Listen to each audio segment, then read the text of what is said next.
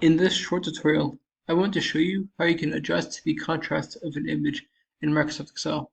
To do this, right-click on the image that you want to edit, then go to the bottom where it says Format Picture. From here, go to the right where you see this little picture icon.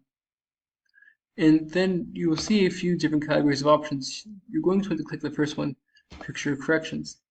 And you're going to see right here under Brightness Contrast an option to adjust the contrast. And you can increase this, the percentage, to increase the contrast of the image. Another way to 100% mix like that. Or you can decrease it.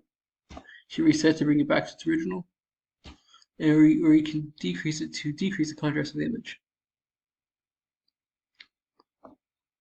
You can see it eventually goes gray once it gets 0 or -1. That's it. I hope you found this tutorial to be helpful. I hope this will help you edit your images and give it the effect that you want in your spreadsheet. If you like this tutorial, please like, subscribe, comment. Thank you for watching. Have a great day.